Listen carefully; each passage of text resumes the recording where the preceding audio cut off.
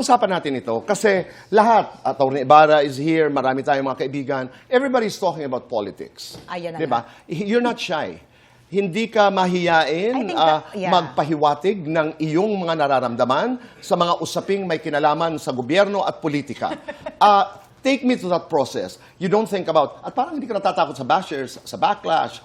Tell me where you are and why you're very open about your Siguro politics. karapatan ko yung bilang mamamayang Pilipino. Dapat. Bilang as a taxpayer, karapatan ko natin, di ba? Saka, ano yung, ibig sabihin lang po niyan, aware ako sa nangyayari sa paligid.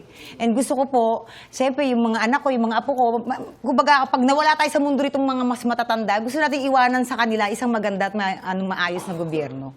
Yun po. At karapatan talaga ng taong bayan dahil trabaho ng Estado na pangalagaan ho ang tao. Tama. Correct. Totoo yun. At ang papatakbo po ng gobyerno ay pera po ng tao. Tama. Oo. Sila po ay naninilbihan sa taong bayan. Langganan. Okay. Pero when people react to your posts, for example, at hindi lahat ay pumupuri, Yes. Oo. do you care? Dati medyo naapektuhan ako parang, pero ngayon, pala kayo dyan. Diba? Ganun na lang ako. Oo. Pero Mariel, ito, Poki, kayo ba nag-unfriend na ng isang tao na taliwas ang pananaw sa politika sa inyo? Hindi po. Oo. Hindi ako Ako nag-unfriend. din. Kasi, Hindi rin. oo, karapatan naman din niya yun. Opinion yan eh. Kung yun ang ikakapis ng kanyang mind. Tama. At saka dapat may paggalang. Yes. May paggalang doon sa pananaw at opinyon ng kapwa. Tama, Tito Boy. Naniniwala kasi na tayo mga artista, talagang kasama na yung bashing. So pag tapos pumasok ka pa sa politika, double bashing na yon. So, di ba? Minsan yung ano lang na lang tayo, kumbaga kalmahan na lang natin yung mga reaction. Katulad ngayon, ito yung napapag-usapan natin. Kasamahan natin sa industriya, si Joshua Garcia. Yes. Nag-post, you have to correct me if I'm wrong, ha? There was nag-repost sa TikTok ng isang parang it was a curated video na kung panunuorin mo ay parang pro-Vice President Sara Duterte. So, tama ba ako? Yes. Okay.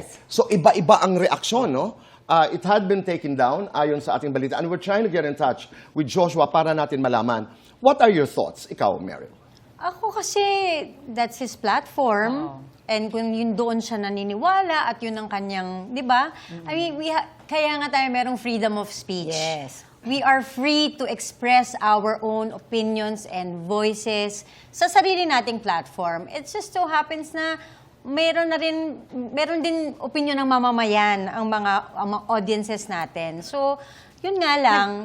Nagkataon lang kasi na artista si Joshua siya. Oo, pero kaya madaling pero pag ordinaryong tao ba yan, papansinin mo ba yung yung hindi. Nagkataon lang na artista siya. And karapatan niya yun. Hayaan natin siya. Pero ito yung napapag-usapan dahil dalhin natin sa ating mga buhay. Ang dami-dami natin mga kilala. Ako, na mga kaibigan na hindi na nag-uusap-usap, magkakapitbahay, pamilya, na hindi nag-uusap-usap dahil sa differences in political opinion. Para lang makumpleto po ang ating nakuhang kwento, si Joshua Garcia apparently has unfollowed the Vice President. So, hindi natin alam kung ano, ayaw natin magkunwari na alam natin ang nangyayaring ito. We don't know, that's why we're trying to get in touch with Joshua para malaman natin kung ano ba talaga ang kwento. Kasi nag-repost, tapos nag-unfollow.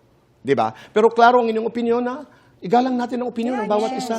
Ako naman, ayoko itapon ang pinagsamahan natin pagiging magkaibigan at ang pagmamahal natin sa isa't isa dahil lamang sa ating political beliefs. Tito Boy, marami akong kaibigan na magkaiba kami ng mga pinusuportahan. Pero, isang araw kasama ko, dinner kami, wala kami sumbatan, walang ano. Oo. Walang yun. Ako naman, may mga kaibigan ako na hindi namin pinag-uusapan dahil para hindi nagkakainitan, pero andun yung paggalang. Dahil hindi ko naman itatapon ang relasyon ko sa kamag-anak ko dahil lamang ibang kanyang nagugustuhan, di ba?